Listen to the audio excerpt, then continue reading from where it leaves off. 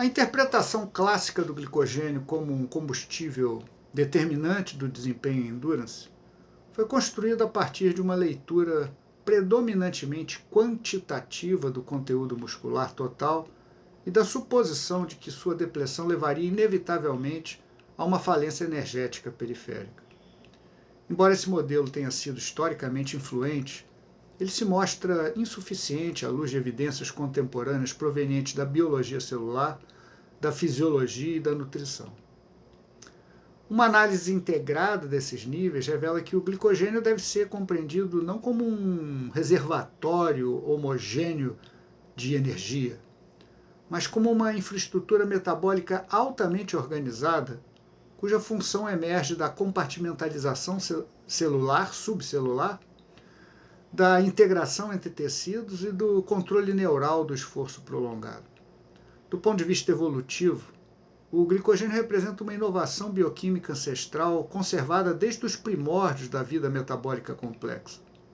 Como comentamos já em outras publicações, essa estrutura altamente ramificada permite uma rápida mobilização de glicose sem perturbar o equilíbrio osmótico celular, que é uma característica essencial para a sobrevivência em ambientes marcados por uma intermitência energética. A conservação filogenética das enzimas de ramificação e desramificação do glicogênio indica que o glicogênio não emergiu apenas como uma forma de armazenamento energético, mas como um sistema regulatório capaz de sustentar prontidão metabólica e adaptação ao estresse. Nos vertebrados, essa função ancestral se manifesta de forma especializada no fígado e no músculo esquelético, tecidos nos quais o glicogênio assume identidades funcionais distintas e complementares. No fígado, o glicogênio se encontra fisicamente e funcionalmente associado ao retículo endoplasmático, formando um sistema glicogênio reticular que integra glicogenólise, liberação de glicose para a circulação, detoxificação e controle redox. Essa organização subcelular confere ao fígado um papel central na manutenção da glicemia durante o exercício e explica por que a depressão do glicogênio hepático exerce um impacto sistêmico desproporcional sobre o rendimento. Alguns modelos do corpo todo demonstram que o metabolismo hepático do glicogênio opera de forma dinâmica, com síntese e degradação simultâneas, mesmo em condições de jejum, configurando ciclos de substrato que mantêm o sistema em estado de prontidão metabólica. Em eventos de endurance prolongado, especialmente quando a ingestão de carboidratos é limitada à preservação da glicemia, o glicogênio hepático constitui o principal pool pressionado ao longo do tempo. No músculo esquelético, a função do glicogênio é profundamente condicionada pela arquitetura celular. As fibras musculares são organizadas como sincícios multinucleados, dominados por miofibrilas, mitocôndrias e retículo sarcoplasmático, e armazenam glicogênio em compartimentos subcelulares distintos. Os compartimentos subsarcolemal, intermiofibrilar e intramiofibrilar. Essa compartimentalização confere identidades funcionais específicas a cada pool e permite dissociar de forma conceitual e experimental o papel energético do papel regulatório do glicogênio muscular. O glicogênio intermiofibrilar, localizado entre as miofibrilas e frequentemente em proximidade às mitocôndrias, constitui o principal pool envolvido na geração de energia durante o exercício prolongado. Ele fornece glicose 6-fosfato para a glicólise que está em baixa taxa e para processos anapleróticos que sustentam a fosforilação oxidativa, mesmo em contextos de elevada dependência do metabolismo de ácidos graxos. Em exercícios realizados abaixo do segundo limiar ventilatório, a depressão desse compartimento ocorre de uma forma lenta e progressiva, sendo determinada principalmente pela duração do esforço e pela integração com o metabolismo hepático e não pela intensidade contrátil. Já o glicogênio subsarcolemal, ele se localiza imediatamente abaixo da membrana plasmática e está fortemente associado à manutenção da excitabilidade elétrica da membrana, à atividade da sódio-potássio ATPase, ao transporte de glicose através do GLUT4 e à sinalização metabólica. Esse compartimento apresenta uma elevada sensibilidade à insulina e responde de uma maneira mais pronunciada à ingestão de carboidratos e ao estresse pós-prandial.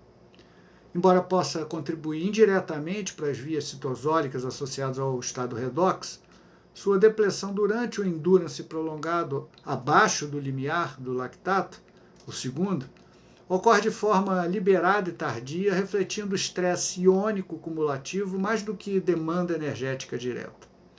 Já o glicogênio intramiofibrilar emerge como compartimento funcionalmente mais singular.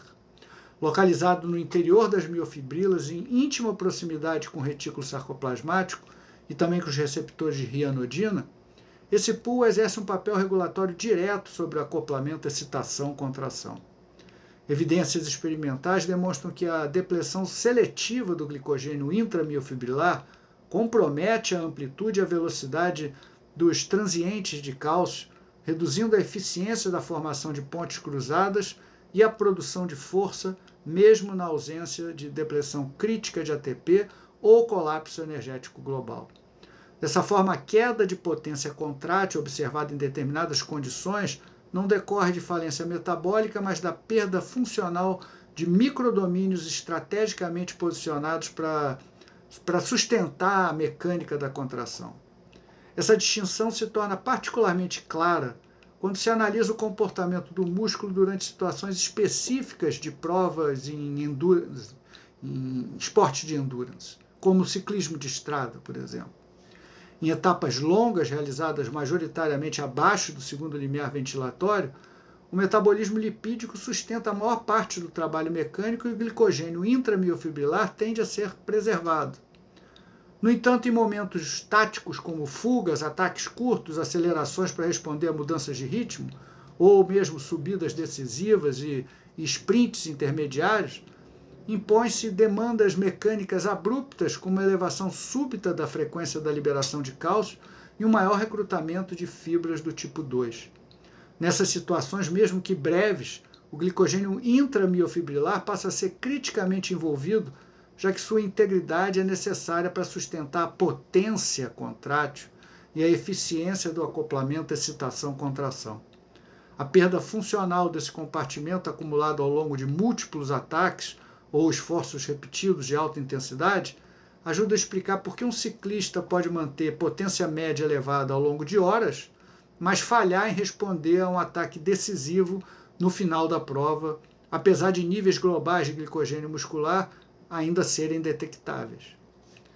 Em exercícios prolongados realizados abaixo do segundo limiar ventilatório, a frequência de liberação explosiva de cálcio é baixa e o recrutamento de fibras do tipo 2 é limitado e o metabolismo lipídico predomina.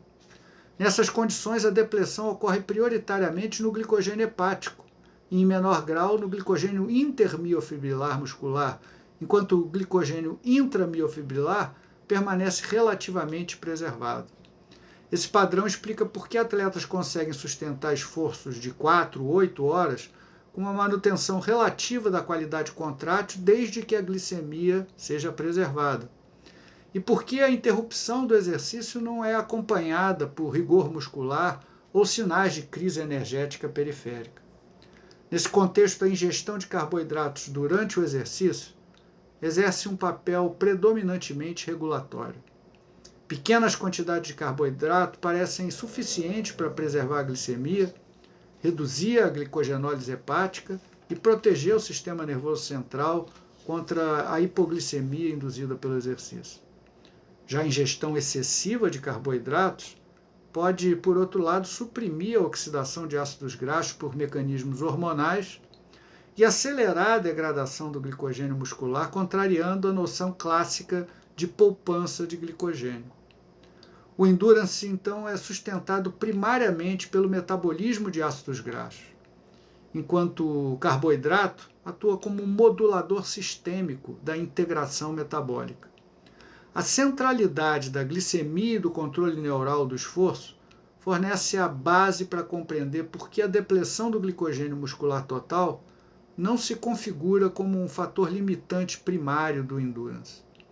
A interrupção do exercício prolongado se correlaciona de uma forma muito mais consistente com a hipoglicemia do que com a exaustão das reservas musculares, refletindo a ativação de mecanismos protetores destinados a preservar a função cerebral. Essa perspectiva não nega a relevância funcional de pools subcelulares específicos de glicogênio, mas estabelece uma hierarquia clara entre limitação sistêmica do desempenho e regulação local da contração. Do ponto de vista da recuperação pós-exercício, a reposição de glicogênio deve ser também contextualizada. Após eventos de endurance prolongados, realizados predominantemente abaixo do limiar, a prioridade fisiológica é a restauração da glicemia e do glicogênio hepático, que são fundamentais para a normalização autonômica e metabólica. A repressão do glicogênio intramuscular, especialmente o pool intermiofibrilar, se torna relevante quando há necessidade de repetir esforço de maior intensidade num curto intervalo, como em provas por etapas, enquanto o glicogênio intramiofibrilar não responde de forma direta ou rápida à suplementação com carboidrato apenas, sendo mais dependente de recuperação neural, estímulos mecânicos subsequentes e uma reorganização estrutural da fibra. A distinção entre repressão do glicogênio intermiofibrilar do glicogênio intramiofibrilar é fundamental para compreender a recuperação funcional após o esforço prolongado. O glicogênio intermiofibrilar constitui o principal pool associado à geração de ATP e à sustentação de potências elevadas, sendo altamente sensível à disponibilidade de carboidratos e à ação da insulina. Por essa razão, sua repressão ocorre de uma forma relativamente rápida nas horas subsequentes ao exercício, especialmente quando há ingestão adequada de carboidratos, se tornando decisiva quando o atleta necessita repetir esforço de maior intensidade num curto intervalo, como em provas por etapas. Em contraste, o glicogênio intramiofibrilar desempenha uma função predominantemente regulatória, vinculada ao acoplamento, excitação, contração e à liberação de cálcio pelo retículo sarcoplasmático, não respondendo de maneira direta ou proporcional à suplementação com carboidratos. A restauração funcional do glicogênio intramiofibrilar requer uma disponibilidade de glicose, óbvio, mas sua taxa de reposição não é primariamente limitada pela oferta de carboidratos ou pela ação da insulina. Nesse compartimento, o fator determinante é o estado funcional do acoplamento, excitação, contração, incluindo a recuperação neural, a normalização da função do retículo sarcoplasmático, a redução do estresse, excitação, contração e processos de reorganização estrutural da fibra muscular, o que explica por que sua recuperação ocorre numa escala temporal distinta daquela observada para os pools energeticamente ativos. Em síntese, o glicogênio deve ser compreendido como uma infraestrutura metabólica multiescalar, cuja função no endurance emerge da integração entre compartimentalização subcelular, coordenação intertecidual e controle neural do esforço. A depressão do glicogênio muscular total não impõe o limite funcional do endurance. Esse limite decorre da manutenção da glicemia e da preservação da integração sistêmica. Ao mesmo tempo, a compartimentalização do glicogênio explica como a qualidade contrátil pode ser modulada localmente, permitindo ataques, fugas e respostas de alta potência em provas de longa duração, mesmo na ausência de falência energética global. Essa leitura integrada reconcilia a fisiologia celular com a evidência sistêmica contemporânea e oferece um arcabouço conceitual mais preciso para compreendermos o desempenho humano em exercícios de endurance.